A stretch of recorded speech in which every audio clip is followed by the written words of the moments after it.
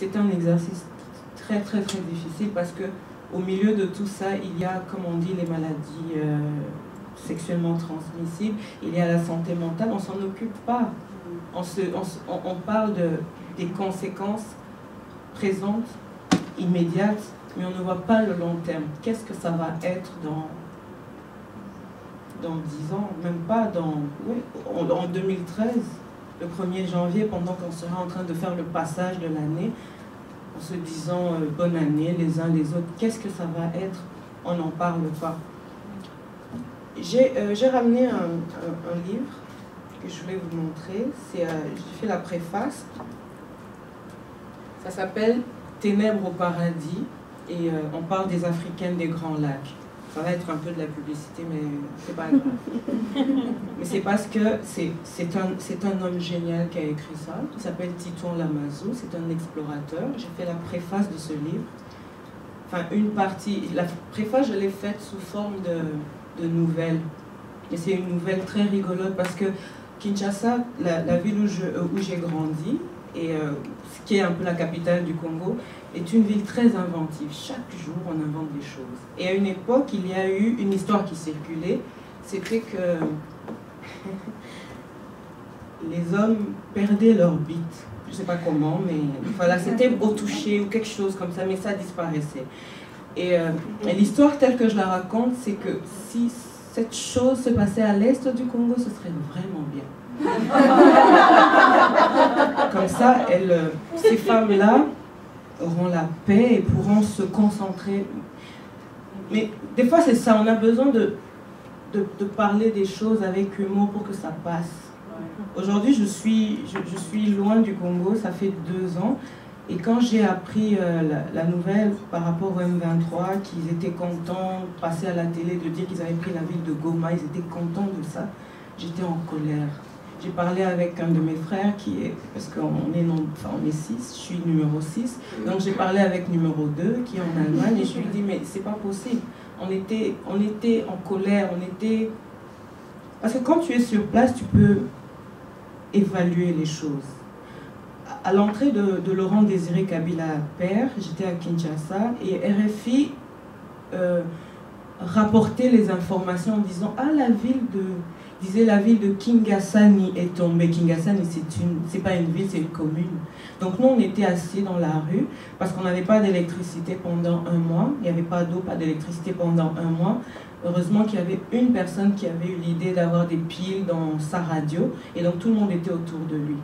Et on écoutait les informations et on riait. On prenait le temps de rire de ça parce qu'on se disait mais ils se trompent, les journalistes, ils racontent n'importe quoi.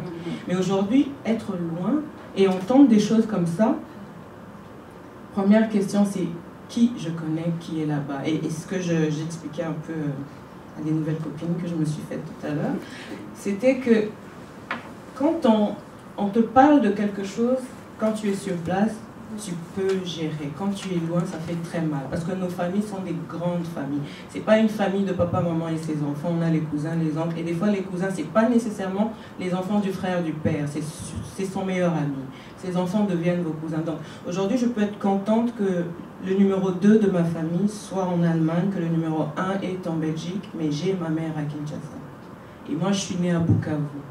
Donc, je sens quelque chose qui vibre dans mon cœur par rapport à cette partie du pays. Et donc je ne peux pas dire je suis au Canada, tout va bien pour moi.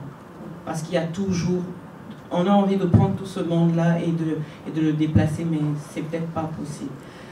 Quand je parlais de ce qui allait se passer ce soir, j'ai dit à quelqu'un que je connais, une amie, qui est en Belgique et qui a une association qui s'appelle AFED, c'est l'association des femmes, quelque chose en lien avec le développement. Alors elle m'a envoyé beaucoup de documentation sur ce qu'elle fait, sur la charte et tout, et je me disais j'allais parler de ça, mais finalement non, parce que après elle m'a juste envoyé un beau message après avoir lu l'article que moi je lui ai transféré. Donc elle m'a envoyé un message de colère, on fait ça souvent.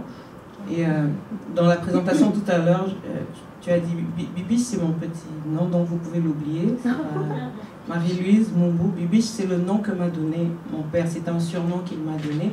Et mon père est décédé, ça fait 17 ans. Et je me suis jurée de lui rendre hommage autrement. Donc j'ai pris le surnom qu'il m'a donné, je l'ai mis dans mes papiers et aujourd'hui au Canada on est obligé de m'appeler comme ça. C'est long mais c'est comme ça. On m'a coupé mon nom à chaque fois quand on arrive, on nous coupe toujours nos noms parce que c'est trop long. Donc on en a fait un Bibiche Marie. Bibiche Marie ne veut rien dire.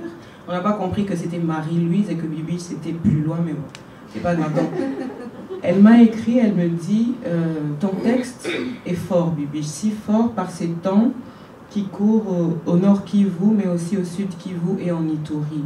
Hier, j'ai poussé une gueulante sur mon mur, et plutôt 2 fois qu'une. Quelques âmes bien nées sont venues rappeler au bon souvenir des Congolais que nous sommes, ceux à cause de qui le malheur et la mort s'abattent sur nos têtes. De toutes les façons, vous avez accueilli les génocidaires chez vous. Oui, victimes de cette hospitalité toute congolaise. Dès qu'un étranger arrive chez toi, et c'est valable pour les minières canadiennes aussi, tu lui déroules le tapis rouge et lui offres de dormir dans ton lit. Normal qu'il ne veuille plus le quitter au contact de cette chaleur douillette, surtout si elle est pavée de ressources naturelles. J'ai pensé à tous les justificatifs que le M23 donne pour toute cette violence. J'ai pensé à la terreur qui continue à demeurer dans les territoires occupés et administrés par le M23. J'ai pensé à tous ceux qui les soutiennent, cliquent j'aime à leurs commentaires, font suivre leurs photos statuts et les présentent comme une force disciplinée, bien armée, bien dans ses belles bottes et ses belles tenues.